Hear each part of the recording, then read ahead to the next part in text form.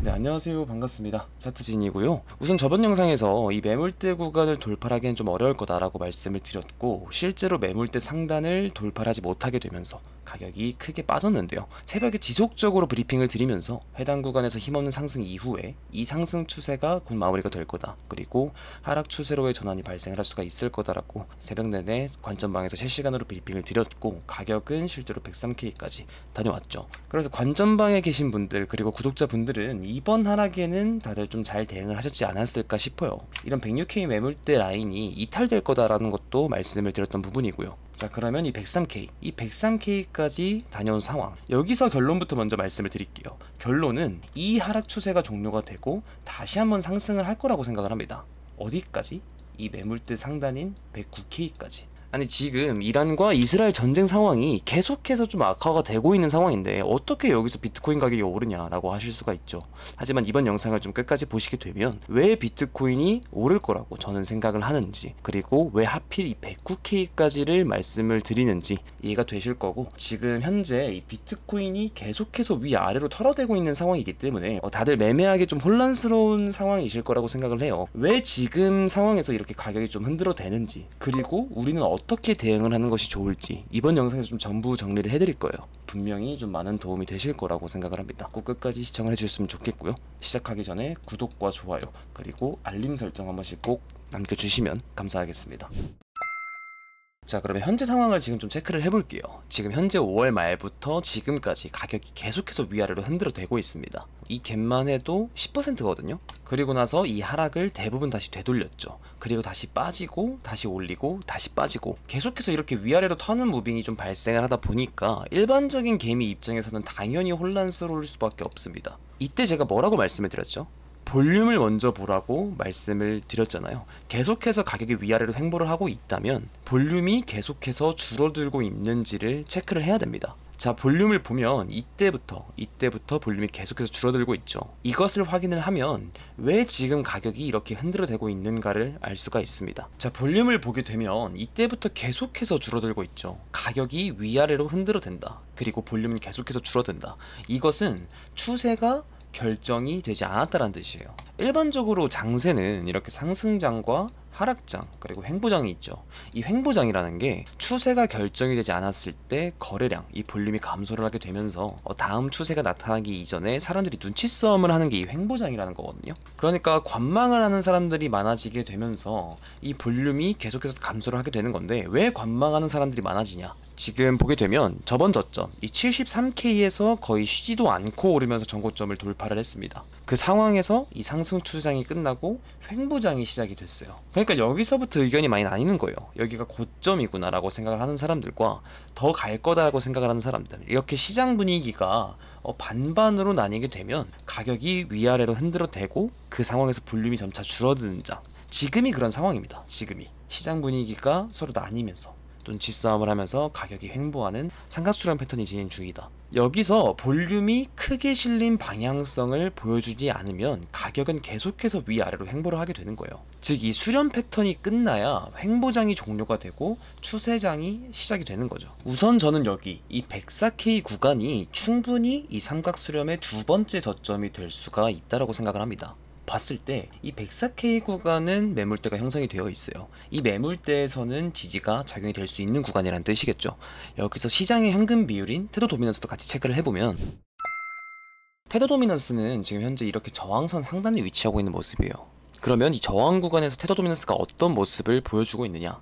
RSI를 보게 되면 매수 강도가 계속해서 낮아지고 있는 모습이죠. 그러니까 이 상승 추세에 대한 힘이 좀 빠지고 있다라고 생각을 하고 있거든요. 그럼 이 힘이 약해지는 과정에서 저항선 상단, 이 가격이 저항을 받을 수 있는 이 구간에 위치를 하고 있는데 여기를 이렇게 돌파를 해낼 수 있을까? 저는 좀 어렵다고 보는 거죠. 결국에는 이 구간에서 힘이 빠지고 있기 때문에 여기서 상승 추세에서 하락 추세로 전환이 되게 된다면 시장의 현금 비율이 낮아지겠죠. 시장의 현금 비율이 낮아지게 되면 현금의 흐름은 코인으로 가게 될 거고, 그렇다면 코인의 가격이 오르겠죠.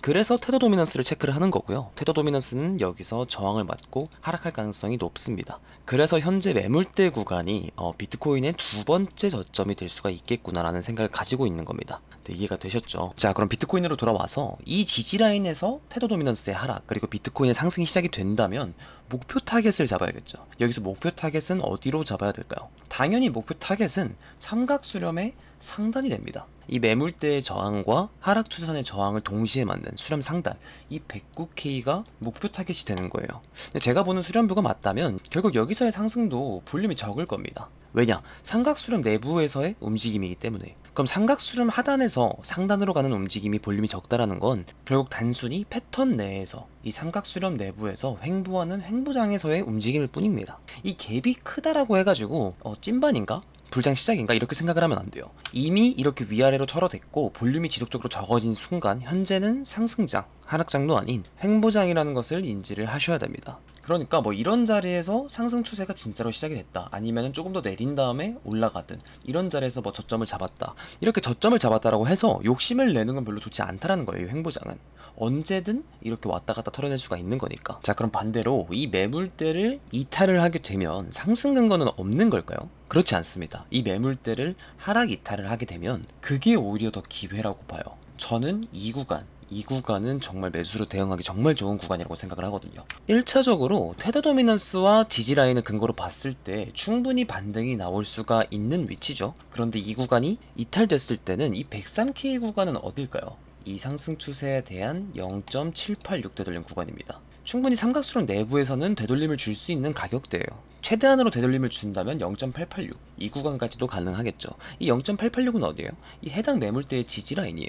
그러니까 둘 다 지지 근거가 충분히 존재하는 구간입니다. 그럼 여기서도 반등 가능성이 있고, 여기서도 반등 가능성이 있고, 여기서도 반등 가능성이 있죠. 그럼 이런 상황에서 어떻게 대응을 하는 게 좋을까요? 답은 간단하죠. 분할로 들어가는 거예요. 분할로. 매수를 잡았을 때 손절을 하게 되는 건 내가 보고 있는 상승 근거가 무너졌다라고 판단할 때입니다. 그 근거를 갖고 진입을 했는데 그 근거가 더 이상 유효하지 않다, 그때는 손절이 맞아요. 근데 지금처럼 지지 구간이 여러 군데가 있고 각 구간마다 반등 근거가 충분히 존재하는 상황이라면 매번 손절을 하고 다시 잡는 것보다 차라리 분할 진입을 하는 게 훨씬 더 안정적인 매매를 할 수가 있어요. 물론 여기서 그대로 반등을 해버린다면 당연히 리턴은 적어지겠죠.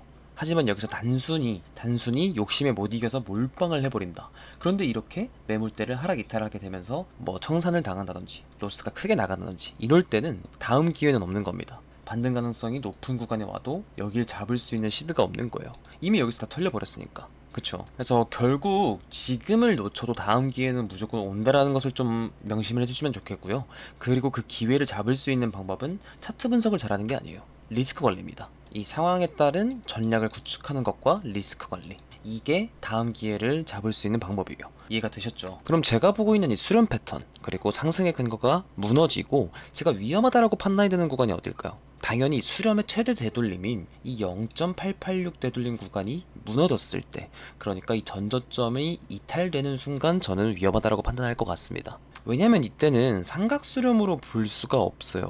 이미 첫 번째 갭 아래로 내려왔기 때문에 가격이 한 방향으로 보이는 삼각수렴으로 볼 수가 없죠. 이때는 이렇게 더블탑 패턴으로 보고 이 더블탑 패턴의 넥라인이 무너졌다 라고 판단을 할 것 같습니다. 그럼 이때부터는 저는 오히려 추가 하락을 좀 더 고민을 해야 되지 않을까 생각을 해보고 있고, 그 이전까지 이 101K 구간까지는 이 삼각수렴의 두 번째 저점이라고 볼 수가 있기 때문에 이 구간까지 내려오는 것은 오히려 좀 기회로 삼아볼 생각이에요. 그리고 마지막으로 말씀을 드리고 싶은 거, 지금은 추세장이 아니에요.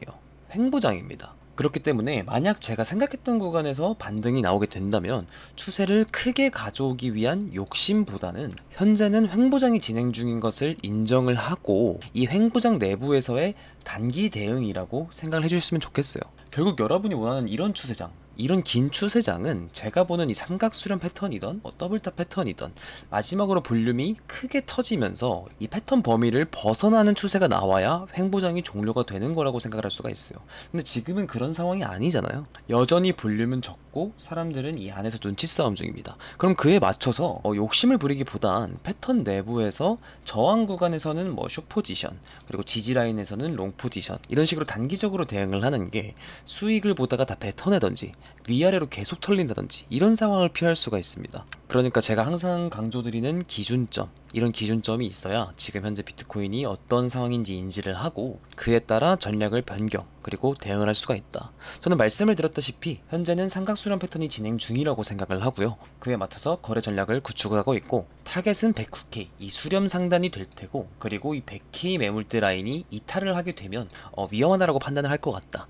이게 이번 영상의 결론이 되겠습니다. 네, 이해가 되셨을 거라고 생각을 하고요. 가격이 움직이는 동안에 여러분이 좀 많이 흔들릴 수가 있어요. 하지만 댓글과 더보기란에 있는 차트신 관전방에 오시면 제가 보고 있는 기준점을 매일 실시간 브리핑을 남겨드리고 있기 때문에 작은 무빙에도 흔들리지 않고 본인만의 기준점을 확립할 수 있게 도와드리고 있어서 지금 바로 댓글창에 있는 차트신 텔레그램에도 참여를 해주셨으면 좋겠고요. 이번 영상이 도움이 되신 것 같다면 아래에 있는 구독과 좋아요 버튼 한 번씩 꼭 눌러주세요. 네, 지금까지 차트진이었습니다.